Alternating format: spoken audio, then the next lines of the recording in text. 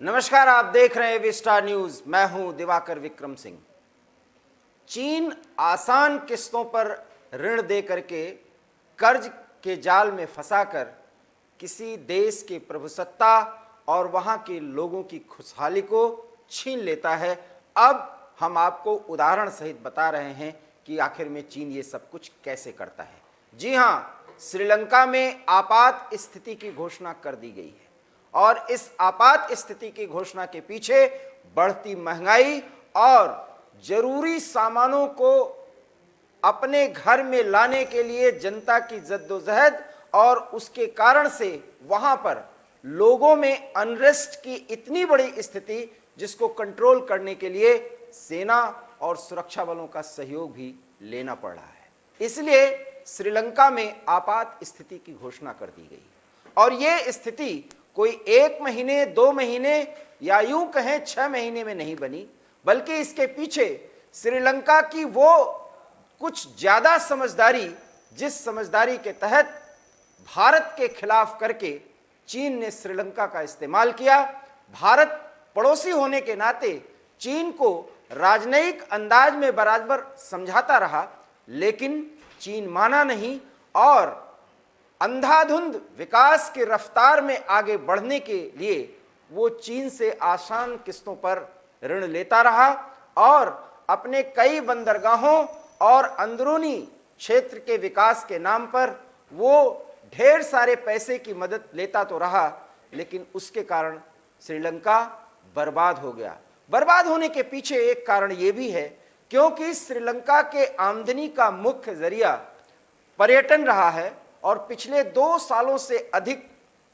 जिस तरीके से कोरोना ने पूरी दुनिया पर अटैक किया, उससे श्रीलंका बुरी तरह प्रभावित हुआ और पर्यटन का व्यवसाय पूरी तरह से ठप पड़ गया और इसके कारण से विदेशी मुद्रा भंडार जो श्रीलंका के पास बहुत बेहतर स्थिति में हुआ करती थी, उसमें भी बहुत ज्यादा कमी आ गई और श्रीलंका के मुद्रा की कीमत डॉलर के मुकाबले आधे से भी कम हो गई और इसके कारण से जरूरी सामानों के आयात में श्रीलंका को ज़्यादा डॉलर खर्च करने पड़े और उनके मुद्रा की साख बेहद कमज़ोर हो गई। आयात निर्यात में बेहद असंतुलन की स्थिति आ गई। भारत से तलखियों के चलते श्रीलंका चीन के झांसे में आकर के भारत से कुछ तल्ख रिश्ते बनाए और इसके कारण से भी आयात निर्यात का जो बैलेंस होना चाहिए वो पूरी तरह से गड़बड़ हुआ और इस कारण से स्थिति यहां तक पहुंच गई कि वहां महंगाई की स्थिति बेहद खराब और लोगों का जीवन स्तर बद से बदतर होता गया। हम आपको बता दें कि मौजूदा समय में श्रीलंका में सुबह के 1 कप की चाय अगर किसी को खरीदनी होती है तो उसको दुकानदार को श्रीलंका के 100 रुपए जो वहां के मुद्रा है उसके बराबर की राशि अदा करनी पड़ती है और इसके लिए भी बाकायदा लोगों को लाइन में लगना पड़ता है क्योंकि वहां जरूरी सामानों की बेहद किल्लत हो चुकी है। ऐसी स्थिति में एक बार फिर पड़ोसी भारत को श्रीलंका ने याद किया और भारत बिना किसी दबाव में लिए श्रीलंका को तत्काल सहयोग देने का आश्वासन दिया। विदेश मंत्री एस जयशंकर श्रीलंका की यात्रा पर गए और उन्होंने एक बार फिर प्रधानमंत्री मोदी के उस नीति जिसमें नेवर्स फर्स्ट की पॉलिसी को आगे रखते हुए भारत का ये संदेश दिया गया कि भारत श्रीलंका को मदद पहुंचाएगा और आर्थिक पुनर्निर्माण में पूरा सहयोग देगा, लेकिन माफ करिएगा, इसके साथ ही भारत ने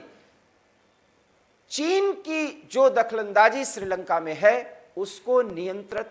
करने के लिए भी कहा गया है। भारत की तरफ से जो बातें कही गई हैं श्रीलंका ने उस पर आश्वासन भी दिया है। हम आपको बता दें कि श्रीलंका के एक बंदरगाह हम्बनटोटा, उसका नाम है हम्बनटोटा, हम्बनटोटा बंदरगाह के विस्तार और उसके निर्माण पर श्रीलंका ने चीन के झांसे में आकर के उसको एक तरह से चीन को पट्टे पर दे दिया और उसकी कीमत सिर्फ ये थी कि चीन को उस बंदरगाह का विकास करना था, लेकिन चीन ने बंदर कहा कि विकास के नाम पर जो कुछ भी किया उससे श्रीलंका को लग गया कि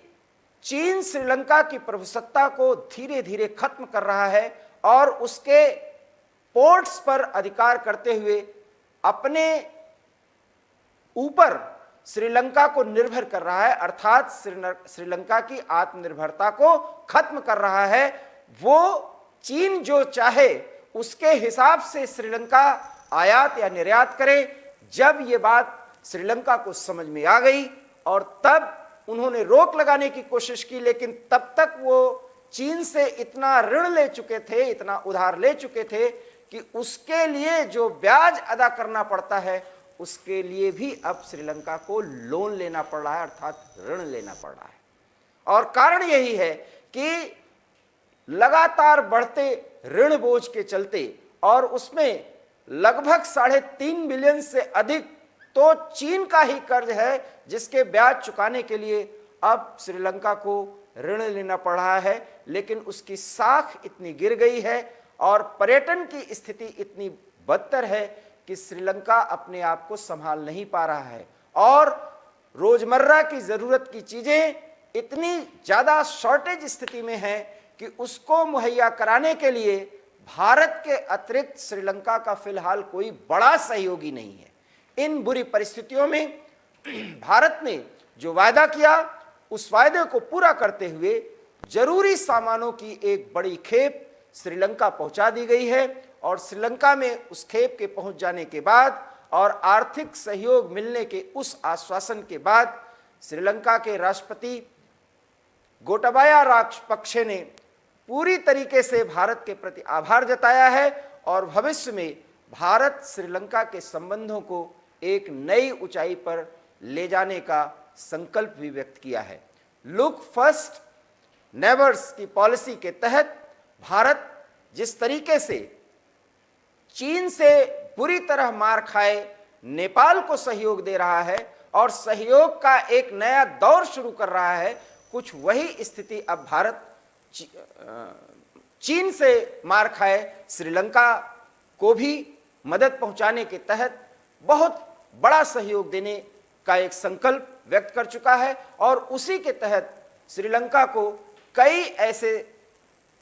ऋण मुहैया कराए जाएंगे और जरूरी सामानों की खेप समय समय पर पहुंचाई जाएगी ताकि आपात स्थिति से श्रीलंका उबर सके। हम आपको बता दें कि श्रीलंका में इस आपात स्थिति में वहां नागरिक प्रशासन पूरी तरीके से सेना के निर्देश पर, सुरक्षा बलों के निर्देश पर कार्रवाई कर रहा है, क्योंकि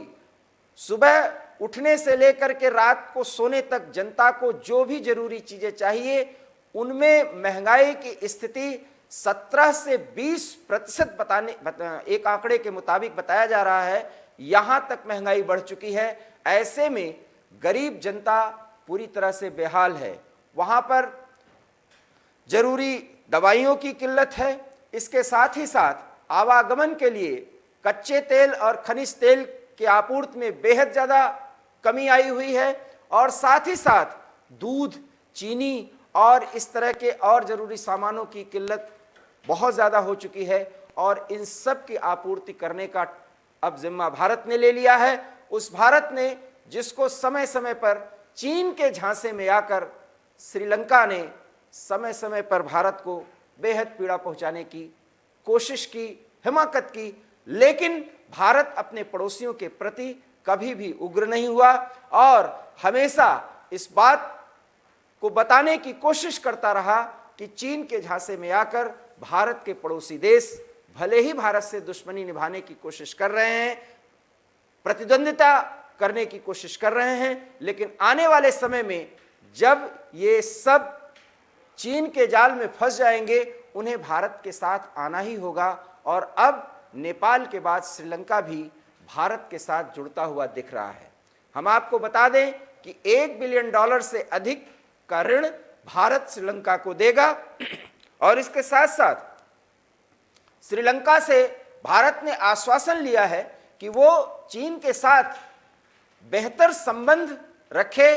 उनसे आर्थिक सहयोग ले और दे। ये किसी संप्रभु राष्ट्र का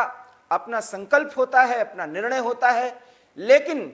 जिस तरीके से चीन श्रीलंका का इस्तेमाल कर उसके पोर्ट एरियाज से भारत को घेरने की कोशिश करता रहा है, उसको लेकर के श्रीलंका अब संजीदा हो और गंभीर हो, क्योंकि भारत नहीं चाहेगा कि उसके पड़ोसी देशों का इस्तेमाल कर चीन जैसी बड़ी ताकत भारत को घेरने की कोशिश करे। भारत इसका माकूल जवाब देगा, लेकिन अगर पड़ोसी इसको बेहतर तरीके से समझ जाते हैं, भारत के साथ बेहतर रिश्ते रखते हैं, द्विपक्षीय संबंधों को पड़ोसी फर्स्ट नीति के तहत एक नए आयाम पे पहुंचाते हैं, तो भारत श्रीलंका के संबंध वैसे भी मजबूत रहे हैं, वो पौराणिक रहे हैं, या आप यूं कहें उसका संबंध हजारों साल पुराना है। इसलिए एक बेहतर पड़ोसी को खोने की कोशिश न तो श्रीलंका को करनी चाहिए, न तो भारत को करनी चाहिए। ये सारी बातें हमने आपको सामान्य शब्दों में, सामान्य वाक्यों में और सामान्य तरीके से बताने की कोशिश की। वस्तुतः भारत ने श्रीलंका को हर तरीके का उसके मुश्किलों में मदद पहुंचा करके ये बताने और जताने की कोशिश की है कि श्रीलंका किसी भी कीमत पर चीन के झांसे में ना आए, क्योंकि चीन जिस तरीके से आसान किस्तों पर ऋण देता है, वो किसी राष्ट्र की प्रभुसत्ता का पूरी तरीके से दोहन कर लेता है, या यूं कहें उसको अपने पास एक तरह से गिरवी रख लेता है। हालांकि श्रीलंका और नेपाल समय पर चेते हैं। हम ये नहीं कहते कि इनका संबंध चीन से नहीं रहेगा, लेकिन जिन आसान किस्तों पर अंधाधुंध तरीके से चीन को रणनीतिक महत्व के क्षेत्र एक तरीके से उसके हवाले कर देने की कोशिशें हुई हैं, जो कि पाकिस्तान भी कर रहा है। हालांकि पाकिस्तान हमारा दुश्मन देश है वो भी पड़ोसी, लेकिन पीओके को जिस तरीके से सीपेक के नाम पर इमरान खान और उसके पहले के शासकों ने चीन को पट्टे पर दिया है, उसका नुकसान भी भारत को झेलना पड़ रहा है। विशेष करके रणनीतिक महत्व के क्षेत्र पर आर्मी को बहुत ज्यादा चौकस रहना पड़ रहा है, क्योंकि चीन एक एरिया पर जब काबिज होता है तो वहां व्यापार के जरिए उस पूरे एरिया को, वहां के संस्कृति को पूरी तरह से अपने कंट्रोल में लेता है। कुछ यही रणनीति पिछले एक दशक में चीन की रही है, जब चीन अपने लाल झंडे तले विकास के एक अंधाधुंध दौड़ में इतना आगे चला गया कि उसने अमेरिका को भी चुनौती देने की जरूरत की और उसने जरूरत समझी अपनी ताकत दिखाने की। तब भारत जैसे उभरते हुए देश को कंट्रोल करने के लिए उसने भारत के पड़ोसियों पर ही डोरे डालने शुरू किए और उसी के तहत नेपाल और श्रीलंका को झांसे में लिया और इसका एक ही रास्ता अख्तियार किया, वहां आसान किस्तों पर ऋण देने का। लेकिन नेपाल और श्रीलंका अब समझ चुके हैं कि किस तरीके से चीन के जाल में, चीन के कर्ज के जाल में ये दोनों देश फंसते जा रहे थे। समय रहते श्रीलंका ने अपने आप को रोकने की कोशिश की है। हालांकि चीन के साथ उनके संबंध हैं, क्योंकि उन्होंने उनसे आसान किस्तों पर ढेर सारे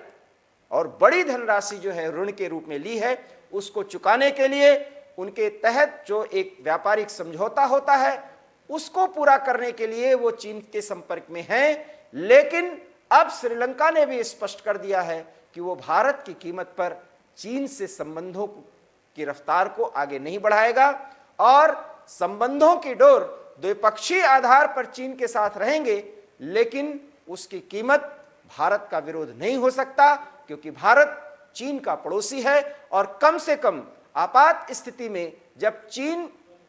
पूरी तरीके से श्रीलंका को निगल चुका है, श्रीलंका मजबूरी के दौर से गुजर रहा है, तब उसका पड़ोसी भारत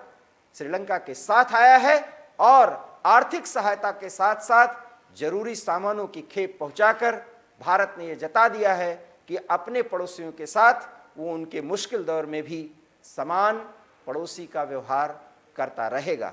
एक बेहतर राजनयिक कोशिश के तहत श्रीलंका को जोड़ने की पहल भारत ने की है और श्रीलंका ने उसका प्रत्युत्तर बहुत ही सकारात्मक अंदाज में दिया है। आशा है कि भारत श्रीलंका के संबंध और बेहतर होंगे और ये दोनों देश मिलकर दक्षिण एशिया की राजनीति में अब चार चांद लगाने का काम करेंगे। एवी स्टार न्यूज में इतना ही। देश और दुनिया की तमाम बड़ी खबरों के लिए आप देखते रहिए विस्टार न्यूज़, क्योंकि यहाँ खबरों का सिलसिला कभी नहीं थमता। फिलहाल मुझे दीजिए इजाज़त। नमस्कार।